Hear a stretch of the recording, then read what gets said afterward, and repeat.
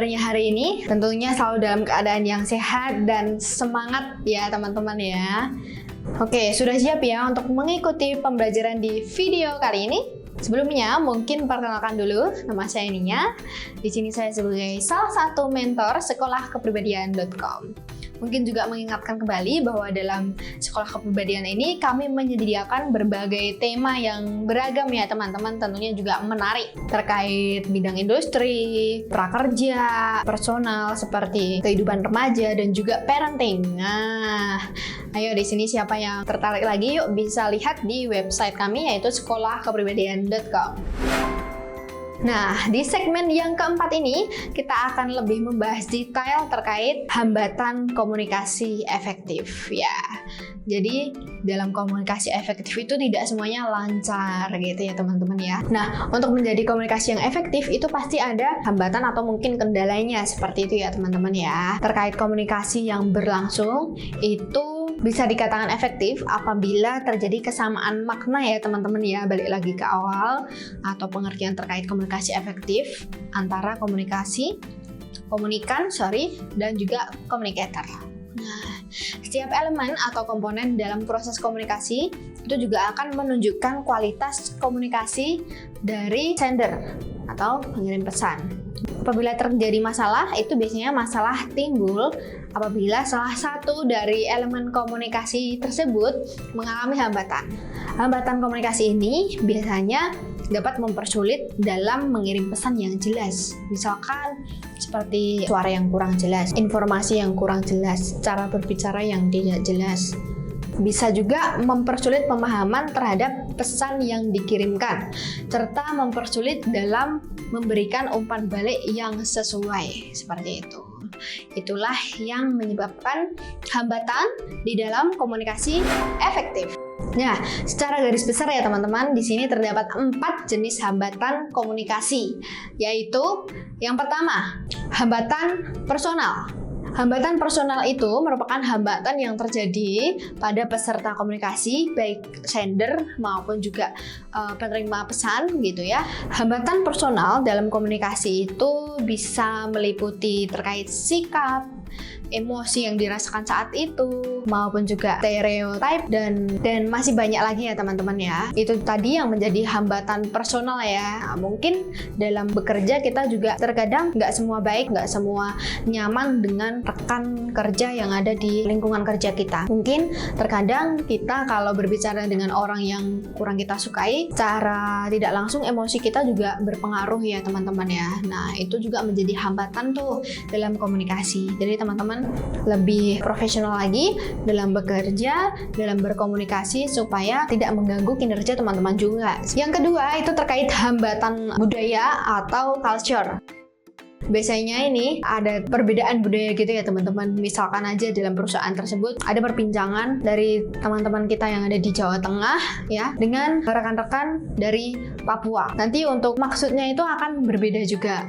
Artinya akan berbeda, penerimaan persepsinya mungkin juga bisa berbeda. Nah itu untuk contoh culture budaya. Oke, terkait hambatan culture atau budaya ini, biasanya komunikasi yang kita lakukan dengan orang yang punya kebudayaan yang lain, yang berlatar belakang berbeda dengan kita, itu mengandung arti bahwa kita harus memahami dulu terkait perbedaan yang ada. Sehingga kita juga bisa terhindar dari rasa tidak suka, terhindar dari perselisihan, seperti itu ya teman-teman. Kita juga harus paham bahwa dari perbedaan budaya itu ada perbedaan nilai, ada perbedaan kepercayaan, ada perbedaan sikap yang dipegang oleh orang lain, seperti itu. Misalkan saja nih ya teman-teman, di budaya Jawa itu biasanya kalau anak kepada orang yang lebih tua atau kepada orang tua gitu ya, jika dinasihati itu jangan melihat mata yang memberikan nasihat. Itu akan dianggap tidak sopan atau kurang sopan. Nah, jadi teman-teman harus paham juga untuk nilai-nilai budaya, sikap-sikap yang dipegang oleh lawan bicara kita, seperti itu.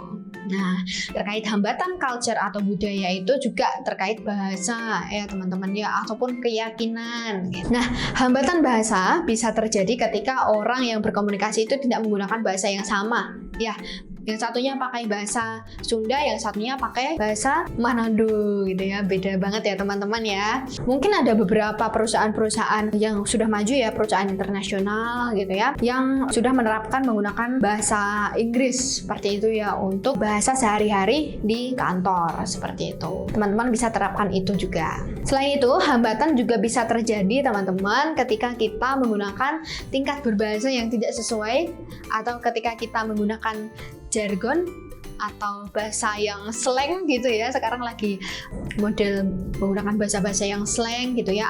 Jadi kita juga perlu memperhatikan lawan bicara kita itu siapa gitu ya teman-teman ya. Nah, hal lain yang juga dapat jadi hambatan dalam bahasa ya teman-teman ya, adalah situasi di mana percakapan itu terjadi dan bidang pengalaman ataupun kerangka referensi yang dimiliki oleh komunikasi baik sender maupun juga penerima pesan mengenai hal yang menjadi topik pembicaraan. Baik, jadi terkadang karena perbedaan pengalaman ya, yang satu sudah pernah mengalami, yang satunya belum, seperti itu ya. Jadi untuk bahasa yang sekarang kurang nyambung gitu ya. Atau terkait referensi mencari data, referensi mencari informasi, itu kurang relate gitu ya. Mungkin generasi sekarang dalam mencari sesuatu, membuat hal-hal yang baru, itu sekarang menggunakan bantuan AI. Tapi kalau untuk generasi sebelumnya mungkin masih menggunakan Google, masih menggunakan teknologi yang manual. Jadi kurang mengkolaborasikan dengan teknologi seperti itu. Yang selanjutnya di sini ada hambatan fisik ya teman-teman ya. Ada beberapa gangguan fisik yang bisa mempengaruhi efektivitas komunikasi. Contohnya apa nih teman-teman? Jadi hambatan ini itu seperti panggilan telepon, kemudian juga jarak antar individu, dan juga radio. Tapi biasanya hambatan fisik ini bisa diatasi ya. Kalau misalkan panggilan telepon ada hambatan pulsa habis, ya beli pulsa lagi gitu ya. Kalau tidak ada sinyal ya kita cari lokasi yang ada sinyalnya. Nah, yang keempat ini adalah hambatan lingkungan. Hambatan lingkungan tuh maksudnya gimana? Apakah di lingkungan keluarga atau lingkungan apa sih ini maksudnya? Oh, ternyata bukan hanya lingkungan keluarga saja ya teman-teman ya. Jadi tidak semua hambatan komunikasi itu disebabkan oleh manusia teman-teman. Sebagai istilahnya adalah peserta dalam berkomunikasi gitu ya. Tapi ternyata ada beberapa faktor lingkungan yang turut mempengaruhi proses komunikasi yang efektif. Nah, jadi ada pesan yang disampaikan oleh komunikator itu bisa mengalami rintangan yang dipicu oleh faktor lingkungan. Contohnya adalah misalkan kalau kita komunikasi dengan orang di dalam ruangan ya, dalam ruangan dengan berkomunikasi di jalan raya, itu kan banyak sekali ya distraksi seperti suara mobil, belum lagi ada suara lalu lalang, suara orang lain seperti itu ya, yang itu menjadi hambatan dalam komunikasi. Nah, itu salah satunya ya teman-teman ya. Jadi hambatan lingkungan ini mencakup tingkat aktivitas pada saat itu, tingkat keramaiannya gitu ya, kenyamanannya, gangguannya, serta waktunya seperti itu. Jadi teman-teman bisa memperhatikan hambatan-hambatan tersebut. Oke teman-teman, itu tadi pembelajaran terkait hambatan komunikasi efektif di sekolah kepribadian. Semoga teman-teman bisa belajar ya dari hambatan apa saja sih yang bisa mengganggu tidak tercapainya komunikasi yang efektif.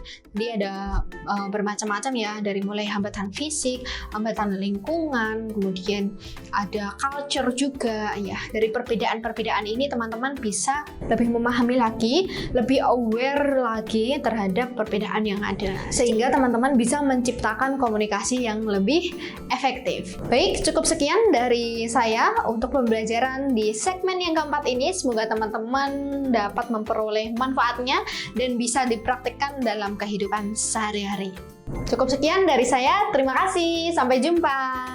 Salam sakti.